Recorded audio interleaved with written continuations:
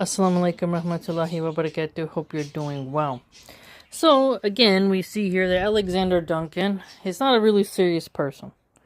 Okay? Because clearly he has an agenda.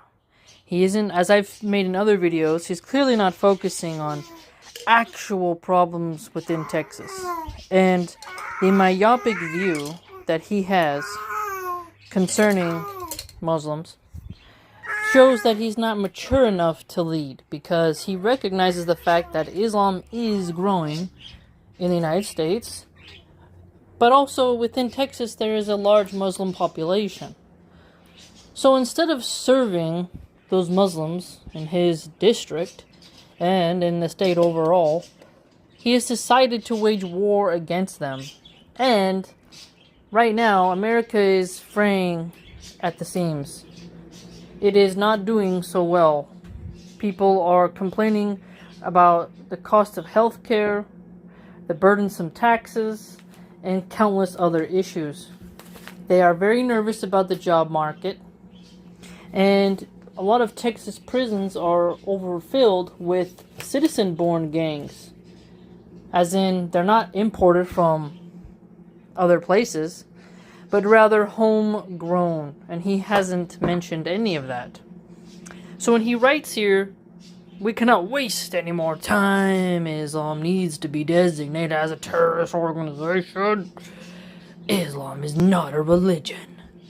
It's a totalitarian political ideology that seeks to overthrow the Constitution and U.S. government. There is no First Amendment protection for that. So let's break this down. Islam is not a religion. Okay, you're not being very serious, now are you? It is, and has been, for over 1,000 years, sir. Okay? It is. And then a terrorist organization.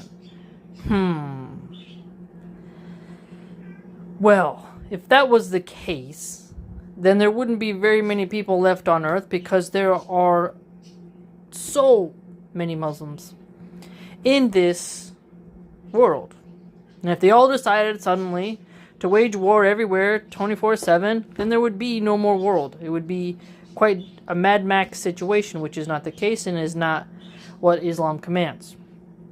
The other part that's quite peculiar, if you're going to say that Islam is a terroristic organization, that means that Trump, when he meets with Jolani of Syria, MBS of Saudi Arabia, when he does deals with Algeria, Morocco, Malaysia, basically nations that have high population rates of Muslims, you're saying that he deals with terrorists. And isn't the famous saying of America, we don't negotiate with terrorists, when actually a crisis hotline or really great negotiators show that, yeah, people do actually negotiate with terrorists. So, again, a lot of things aren't being made clear here. Saudi Arabia has been an ally of America for quite some time. Qatar as well. So when Qatar has given gifts to Trump, what you're saying by default is that Trump accepts gifts from terrorists. Again, he's not really thought his idea through. And this is how you know he isn't being serious here. He sees the wave of anti-Islam stuff, the payouts by the Zios, to deflect from the Epstein files, to get people riled up to go to war with Iran. He sees that and he's like, I gotta get on that money train. Because the Nick Fuentes types are taking over the Republican Party, the Ted Cruz type, Lindsey Graham's, those farts, they're out, and the new posh edgy stuff is in with the young lads, and the young lads, that's what they're interested in. They're not watching Steven Crowder dress up like Tranny Bane. Yes, Steven Crowder, he dresses up like a woman constantly, and he seems to be quite natural to it. It's very weird. He has a assless, what they're called chaps that cowboys wear, but they're assless, which means that they don't have the butt. And there's videos of Steven Crowder dressed as a cowboy with his butt out, which is typically very popular amongst the gay community. I know this because I'm a Californian, and there's gay pride parade stuff, and Brokeback Mountain costumes are really popular during the Halloween season and whatnot. So, Steven Crowder's style of conservatism isn't selling anymore. And Matt Walsh, oh please.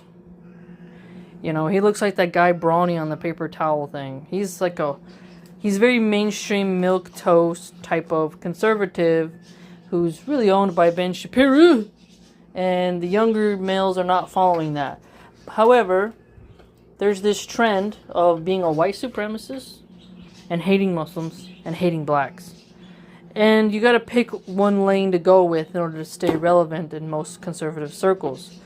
Again, the younger generation's where the party's going. Just like Hassan Piker, Bosch, Destiny, Kyle Kalinske, they're the new blue. They're getting the views.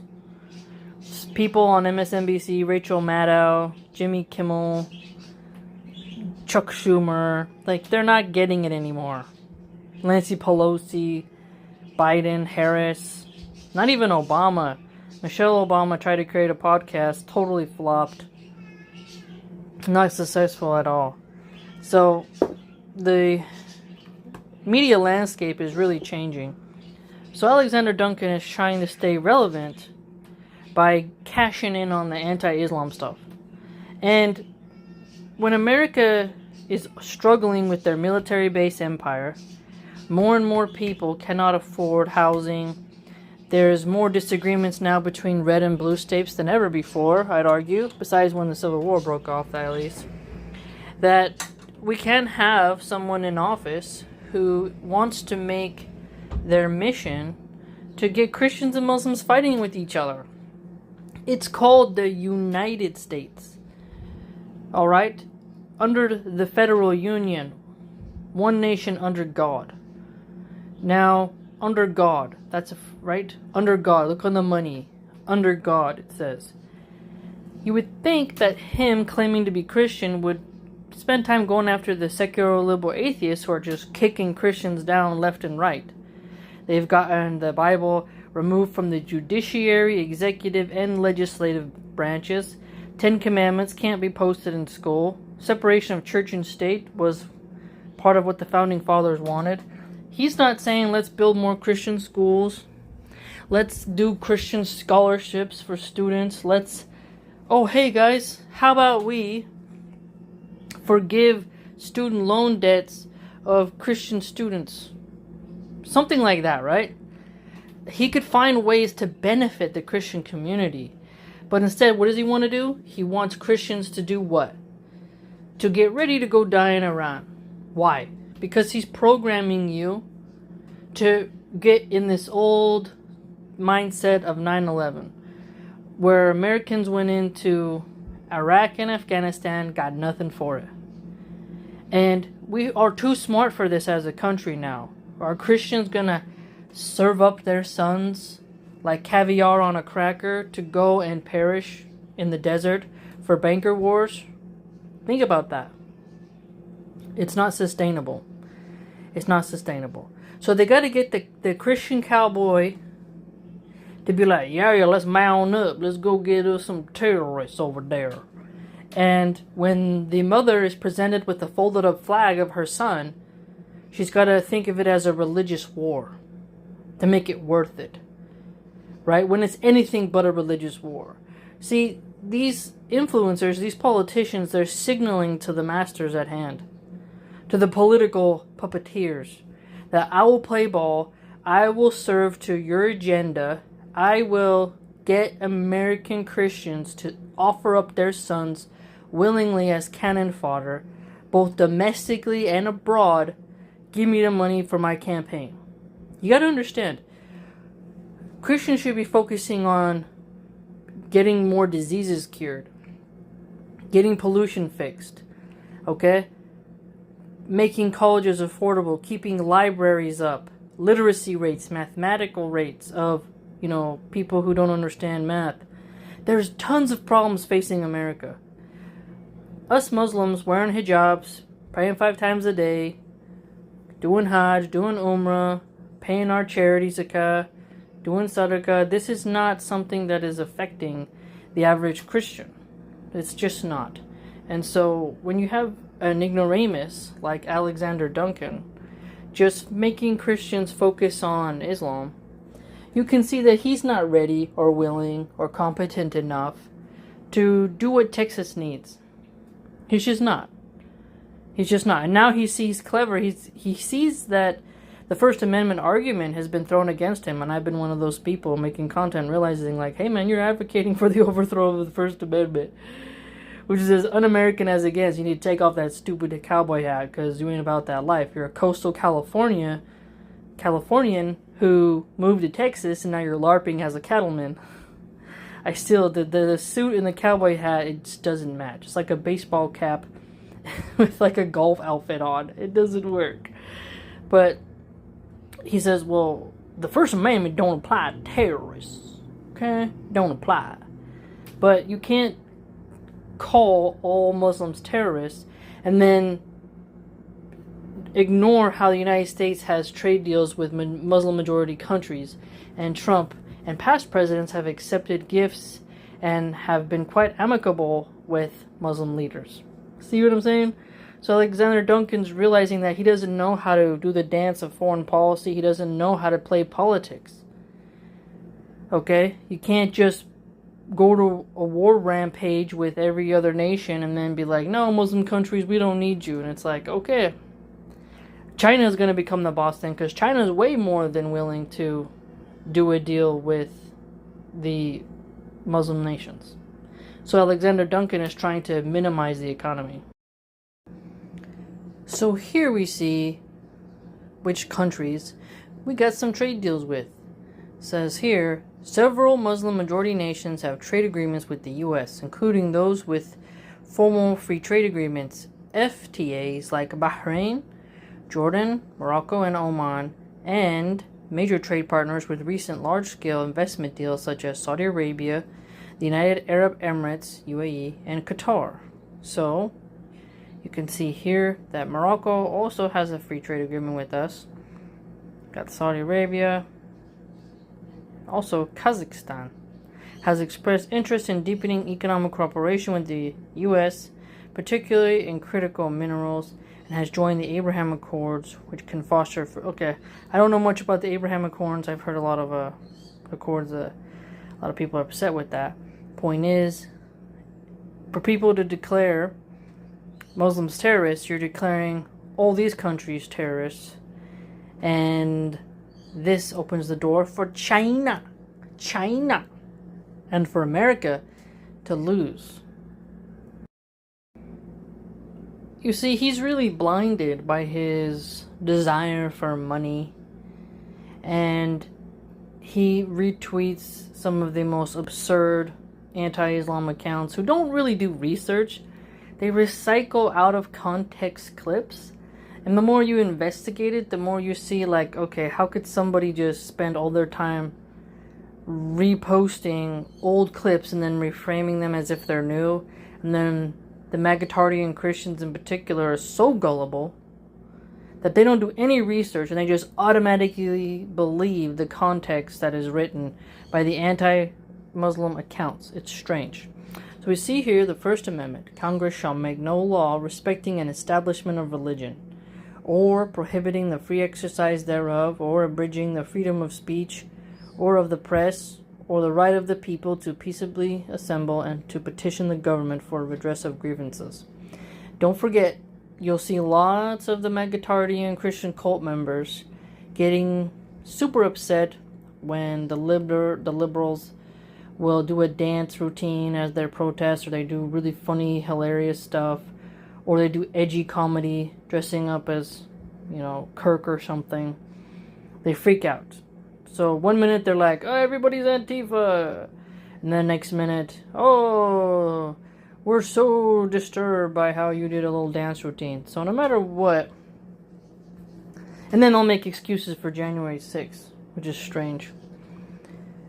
Time and time again, we notice how when college kids are protesting on their campus in the quad against war crimes of a foreign nation, American citizens are threatened with deportation, threatened with all kinds of job punishments and whatnot for exercising their grievances, to peaceably assemble. And many of them just camped in the quad. They're just camping, just holding up signs, and that was seen as extreme. And then MAGA was cheering as these people get, cracked down on. And when it comes to free speech, you'll notice that the Republican peeps, they enjoy it when someone's saying something rude and crass. But when it comes to the call of prayer, they're like, this is horrible. It's quite strange. I don't think the MAGA Republican white supremacist Christians enjoy the First Amendment, actually. I think they only want it to serve them. And during the Biden years, there was a lot of censorship, and when Jack Dorsey had Twitter, it was really easy to get banned. And then when Facebook cracked down, that was pretty intense. But Marco Rubio and those lot, they've done exactly what they hated. So when you see someone like Duncan, Alexander Duncan, try to chip away at the First Amendment and being so hyperbolic to the point where he would say Islam isn't a religion, now you can totally realize this guy has jumped the shark. He's off the rails. He's not a serious person, and he's not fit for office. And clownish, effeminate, flamboyant, flaming, brittle weirdos such as him are not fit for office. So may Allah subhanahu wa ta'ala protect the believers in America, across the world, and in Texas in particular. It's sad that Republicans are offering up such low-level bait, such low-level types of people. They couldn't find anybody better, more civilized, more educated, more unifying. You think that you'd want to have somebody in office who can get people excited, patriotic even, but no, they want to spend time hiring a guy who's going to nag women about wearing headscarves and men about having beards, and kids who are praying 5 times a day. He's going to go bother them. It's so petty, utterly petty. And by that, you can really tell you can't have someone like that as the captain. He's too easily distracted. He's preoccupied with nonsense. Nah.